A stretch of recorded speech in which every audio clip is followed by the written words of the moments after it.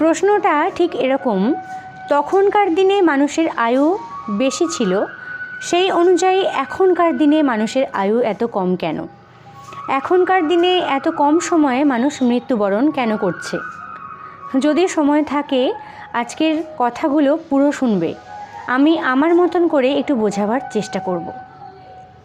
দেখো, আজকালকার দিনে অনেকেই বলে যে মানুষ নাকি পরিশ্রমী নয়, মানুষ পরিশ্রম করে না, খাটে না, মানুষ ব্যায়াম করে না, এক্সারসাইজ করে না, আর এই কারণেই মানুষের শরীরে নানানবিধ রোগ বাসা বাঁধছে, আর সেই জন্যই মানুষের মৃত্যুবরণ হচ্ছে। এটা কি ঠিক কথা? শুধুমাত্র মানুষ পরিশ্রমী নয় বলেই কি মানুষ তাড়াতাড়ি মারা যাচ্ছে? না, শুধুমাত্র এটা ঠিক কথা নয়। আসল কথা হলো আজকালকার দিনে মানুষের খাদ্যাভ্যাস ঠিক নেই। খাদ্যই হচ্ছে মানুষের শক্তির উৎস। খাদ্য থেকেই তো আমরা শক্তিটুকু পাবো। আজকালকার দিনে মানুষ কি খায়? তুমি যদি বাড়ি থেকে এক পা বের হও, তুমি দেখবে একটার পর একটা শুধু জাঙ্ক ফুড, ফাস্টফুডের দোকান। Chowmein, chicken roll, momo, biryani, তেলে ভাজা, তৈলাক্ত খাবারের দোকানে ভর্তি হয়ে গেছে। পুরো এলাকা জুড়ে শুধু একটার পর একটা এই ধরনের খাবার বিক্রি হয়। ক্ষমা করবে আমি কথাগুলো বলছি বলে, আবার এইভাবে কেউ আমাকে বলো না দিদি ভাই তুমি কি বিজনেস তুলে দেবে নাকি।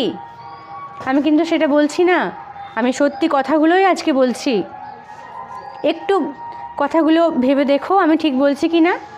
মানুষ আজকালকার দিনে কি খাচ্ছে? শুধু এই ধরনের খাবার খেয়ে যাচ্ছে। আর বাঙালির 12 মাসে তো 13 পার্বণ। যখনই কোনো অনুষ্ঠান হচ্ছে তখনই মানুষ এই ধরনের খাবার খাচ্ছে। আর এই সমস্ত খাবার আমাদের হেলথের জন্য কখনোই ভালো নয়। মায়েরা বলছে আমার ছেলে মেয়ে স্কুলে যাচ্ছে, আমার মেয়েকে আমি ম্যাগি বানিয়ে দিয়েছি। এমনভাবে বলছে ম্যাগি বানিয়ে দিয়েছি যেন ম্যাগিটা হেলথের জন্য কত প্রোটিনযুক্ত খাবার, যেটা খুবই ক্ষতিকারক। ওর থেকে বাসি রুটি খাওয়া অনেক ভালো, হেলথের জন্য অনেক ভালো। তো এই তো মানুষ খায়। এলাকা জুড়ে শুধুমাত্র ফাস্টফুড আর জাঙ্ক ফুডের দোকানে ভর্তি হয়ে আছে। একবার ভাবো তো, তখনকার দিনে মানুষ এই জাঙ্ক ফুড আর ফাস্টফুডের দোকান দেখতে পেত? তখনকার দিনে গ্রাম জুড়ে একটা মাত্র শুধুমাত্র মুদির দোকান থাকতো, হয়তো একটা মিষ্টির দোকান। এই মানুষ চোখে এই বিরিয়ানি, এগরোল, চাউমিন এসবের দোকান খুঁজেই পেত না। আর এখনকার দিনে শুধু এই সমস্ত দোকানে ভরে গেছে। আর ভরে গেছে মানুষের লোভ। এই মুখের লোভটা মানুষ সংযত করতে পারে না। খাবার জিনিস তো, আমরা এত ভালোবাসি ফাস্টফুডগুলো খেয়ে যাই। এই খাবারগুলো আমাদের হেলথটাকে নষ্ট করে দিচ্ছে। আর মানুষ শক্তি কোথা থেকে পাবে? দেখতে পাও ফলের দোকানে কটা মানুষ ভিড় করে? যত মানুষের ভিড় ওই তৈলাক্ত খাবারের দোকানে গিজগিজ করছে। এই সমস্ত খাবারগুলো খেলে মানুষের শক্তি কোথা থেকে পাবে? মানুষ 1 কিলোমিটার হেঁটে যেতে পারে না, হাঁপিয়ে পড়ে। হ্যাঁ, এইভাবে হাঁপায়। একটা সময় ছিল মানুষ কত কিলোমিটার হাঁটতে পারত, আর এখন মানুষ হাঁটতেই পারে না। হেঁটে যাবে কি করে? অটো আর টোটোই তো চড়বে, কারণ মানুষ হাঁটতেই পারে না, হাঁপিয়ে পড়ে। শরীরে নানাবিধ রোগ, ডায়াবেটিস, সুগার, হাই প্রেশার, এগুলো তো রয়েছে।